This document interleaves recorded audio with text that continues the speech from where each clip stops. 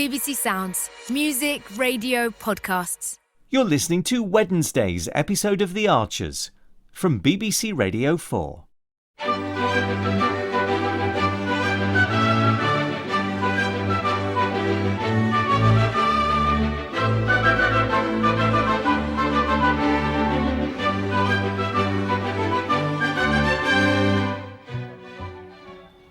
Please don't think I'm here to influence you in any way. I don't. You're always very welcome, Peggy. Thank you. If it wasn't for the start-up money you gave us through the Conservation Trust, this place wouldn't exist.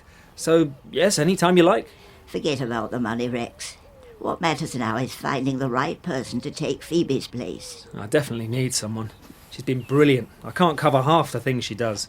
Well, whoever you select must be entirely your own choice. Oh, yes, it will be. You mustn't read anything else into my coming here with Kate. No. Where is she, actually? We arrived a few minutes early, so she said she'd do some exploring. Ah. She couldn't wait to have another look. She's so enthusiastic about what you're doing here. Uh-huh. I happen to think she has some excellent suggestions for improvement, but you mustn't take my word for it. No. Just hear what she's got to say herself once she joins us. I will do. That's all I want, for her to be judged fairly on exactly the same terms as any other applicants. Don't worry, I have to. It's the law.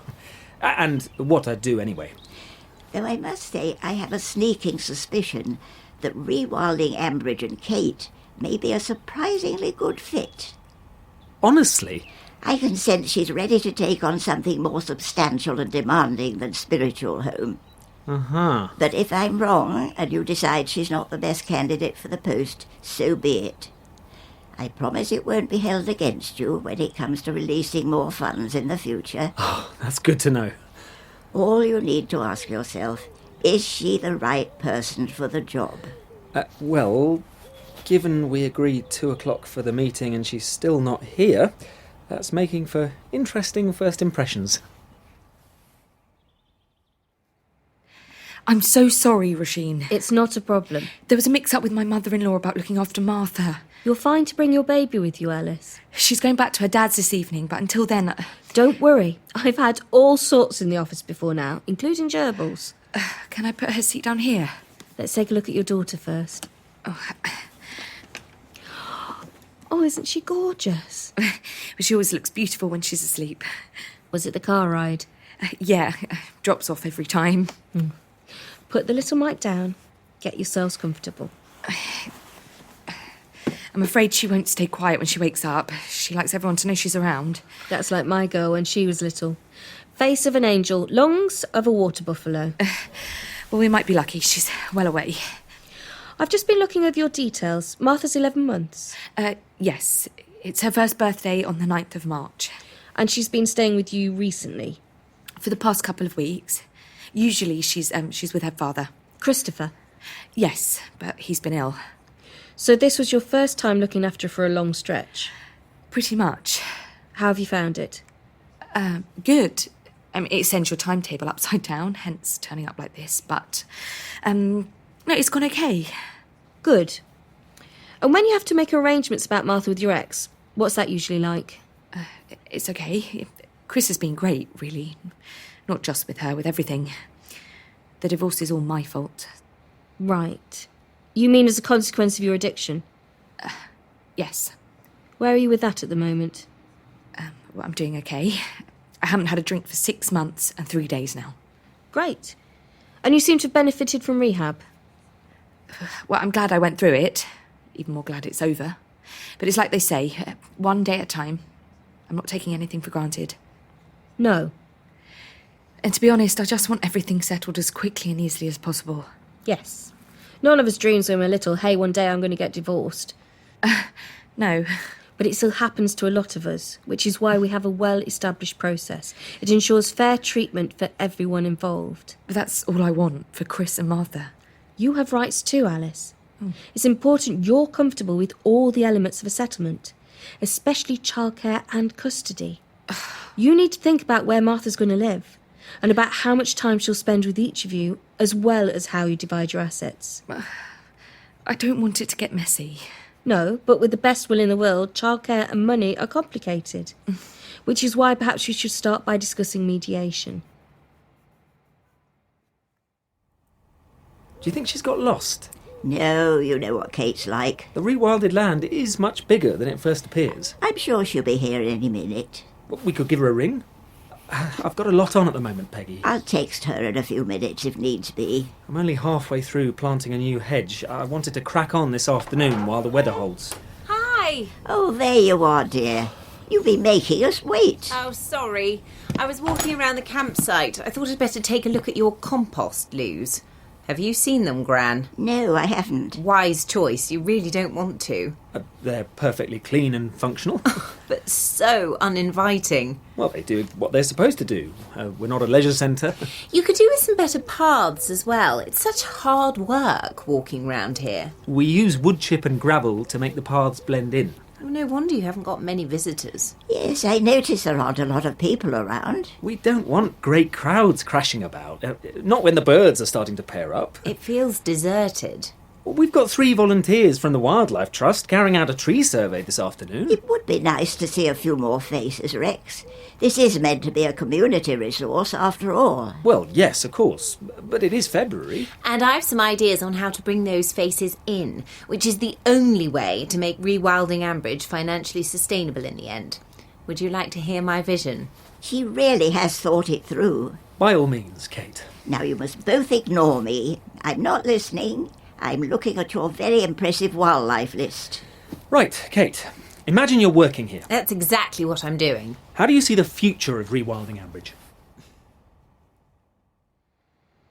You said it's still quite painful for you and Chris to have these sorts of conversations.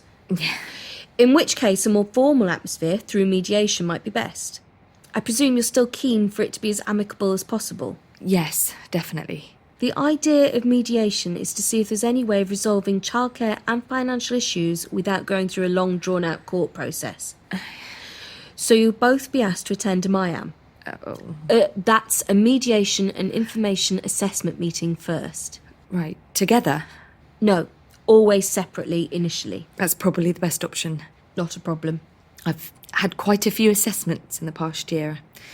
I'm not always great with them. I don't really want an audience. Alice, the whole key to mediation is that no one's apportioning blame. Whatever you say there isn't repeated in court. It's just a chance to see if mediation is going to be appropriate for you. If it is, you set up more sessions. Well, what if it isn't? The mediator signs a form to show you've considered it. They confirm that you're opting to let the courts resolve what happens with your money and Martha instead. Well, it'd be a lot better if Chris and I could do it ourselves. I agree. Admittedly, a good court battle's where folk like me make the big money, so perhaps I shouldn't. But in truth, mediation can be the best way to take the heat out of a divorce. Well, that's what I want. There's usually some costs involved, but it's still a far cheaper option than a lengthy court hearing. Believe me, you really don't want to slug it out in court. A good mediator, and there's an excellent one in Felpersham, helps you find a pathway to dividing your assets without spilling blood. Oh, are you waking up, sweetheart? Sorry, do you mind if I... Not at all. Let us see what's going on. She's been as good as gold. Up you come. Who's this strange woman your mum is talking to? You're still sleepy, aren't you? Are you going to sit on my knee? Mediation will give you and Chris a calm environment to discuss arrangements for Martha's future.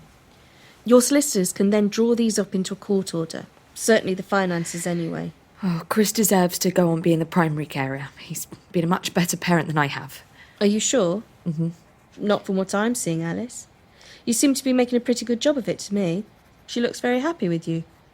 Well, she loves her cuddles. Don't you, sweetheart? And viewpoints can change over time, Alice. So be careful about agreeing anything now that you might regret later on. Plant them, let them grow, coppice them. How often do you cut them, Kate? Well, it depends on the size of willow rods you want. But if you plant enough, and there are some willows here already. Yes, I do know. Well, you harvest different patches on a 2 or 3 year cycle. So you'll always have some available. Well, you've got to maintain continuity of supply. I found that out with my chakra bracers very early on. I haven't heard of much local demand for willow rods.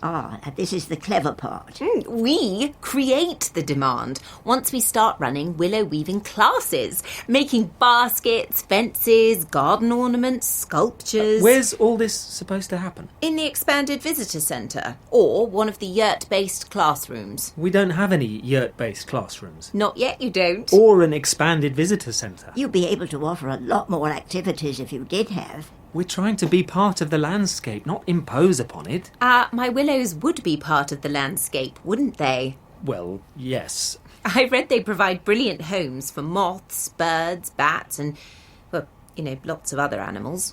Yes, they do. And growing willows is only one of my ideas. You'd be surprised how many others she has. Are you ready for another? No, it's all right. Oh, you've heard enough already? Oh, yes. And?